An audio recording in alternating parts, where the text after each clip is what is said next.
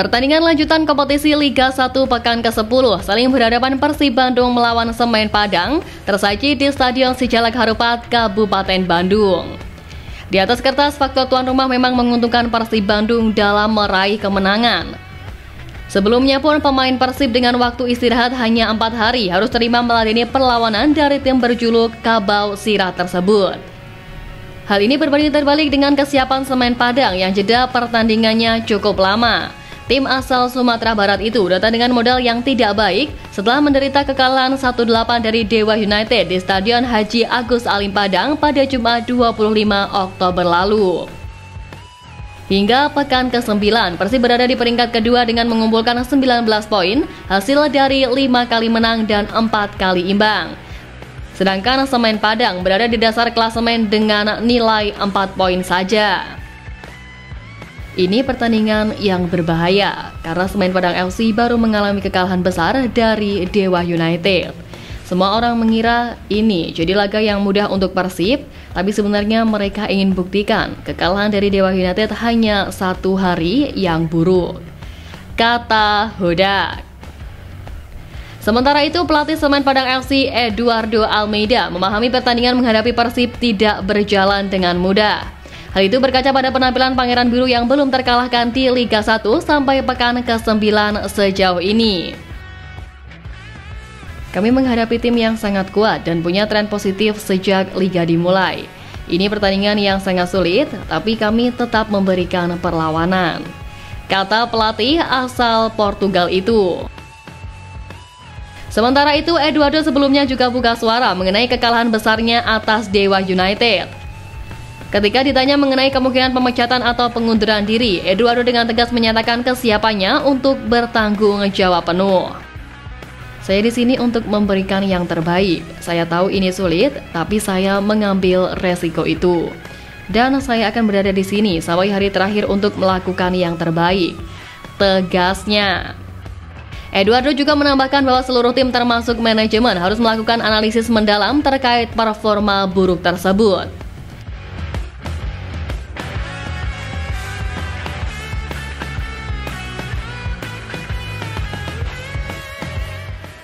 Di sisi tuan rumah, David da Silva kembali mengisi pos di lini penyerangan yang selama ini absen akibat mengalami cedera yang cukup panjang. Kembalinya DDS ke skuad utama begitu dinantikan oleh kompatriotnya di Persib, yakni Ciro Alves. Selama David mengalami cedera, Ciro memang kesulitan untuk menemukan sentuhan terbaiknya karena kehilangan tandem di lini depan Maung Bandung. Tentunya saya sangat senang David bisa kembali dalam tim.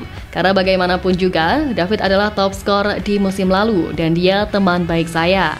Dengan kehadiran dia, mudah-mudahan David bisa perlahan untuk kembali ke performanya dan menunjukkan ke dalam tim, kata Ciro saat sesi press conference. Ciro Alves sudah menantikan kesempatan kembali berduet dengan rekan senegaranya dari Brasil itu. Ciro tahu bagaimana David berjuang pulih dari cedera adductor femoris yang membuatnya tak leluasa dalam melakukan pergerakan eksplosif. DDS absen hampir 3 bulan, melewatkan beberapa laga Maung Bandung yang bisa mempengaruhi instingnya sebagai predator. Musim lalu, DDS adalah top skor Liga 1 dengan koleksi 30 gol dari 34 laga yang dilakoninya hingga membawa Maung Bandung juara. Sebelumnya, Ciro sempat mengalami cedera bahu pada musim pertamanya di Persib. David da Silva adalah salah satu pemain yang terus mendukungnya. Bahkan DDS mau berbagi kesempatan mencetak gol demi menumbuhkan kepercayaan diri Ciro di musim Liga 1 2022-2023. Seperti membahas hal itu, Ciro pun turut mendukung DDS untuk kembali ke performa terbaiknya. Meski tampil tanpa penyerang utama dalam beberapa pertandingan, namun mereka masih sempat menjadi tim paling produktif di Liga 1. Ya, diketahui Persib mencetak sebanyak 17 gol dari 9 laga, kalah produktif dari Dewa United dengan 18 gol yang pekan lalu membekuk Semen Padang dengan skor 8-1. Sementara itu, Tyron yang kini merupakan top skor klub menjadi aktor utama dalam urusan mencetak gol bagi lini serang Persib. Dan hebatnya pemain peninggalan Luis Milla itu adalah seorang gelandang, bukan seorang striker murni seperti halnya David da Silva.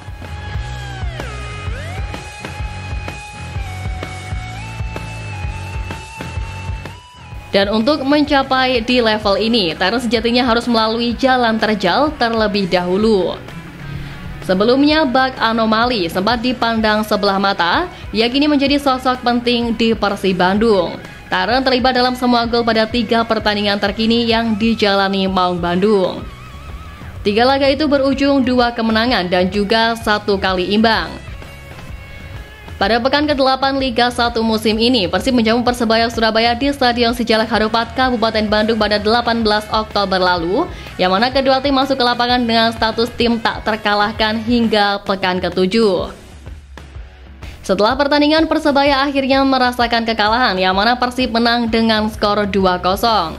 Gol dicetak oleh Edo Febriansyah pada menit ke-22 dan Ciro Alves pada menit ke-71. Tyron merupakan pengirim assist untuk kedua gol itu. Persib bermain di AFC Champions League 2 juga setelah berhadapan dengan Persebaya. Pertandingan masih dilaksanakan di Stadion Sijalak Harupat pada 24 Oktober. Laga berakhir imbang 1-1 dan lagi-lagi Tyron membuat Persib unggul lebih dulu pada menit ke-43 lewat gol melalui tendangan chip. Bola melambung melewati kiper. Gol itu menjadi gol pertama Persib di ACL 2, yang mana dalam 2 laga sebelumnya Persib selalu kalah. Tak hanya itu, Tyron juga terlibat dalam 2 gol Persib Bandung ke gawang Persik Kediri pada pekan ke-9 Liga 1 kemarin. Gol pertama memang lahir dari gol bunuh diri Dede Safari, tapi gol itu terjadi setelah Tyron melepaskan tendangan sudut. Sedangkan gol kedua lahir dari kaki Tyron sendiri. Pemain bernomor punggung 10 asal Spanyol itu menaklukkan Navacio memanfaatkan umpan dari Malsen 5 pada menit ke-79. Berkat golnya itu, Tyron kini menjadi top skor Persib dengan jumlah 6 gol. 1 gol di ACL 2 dan 5 gol di Liga 1 sampai pekan ke-9.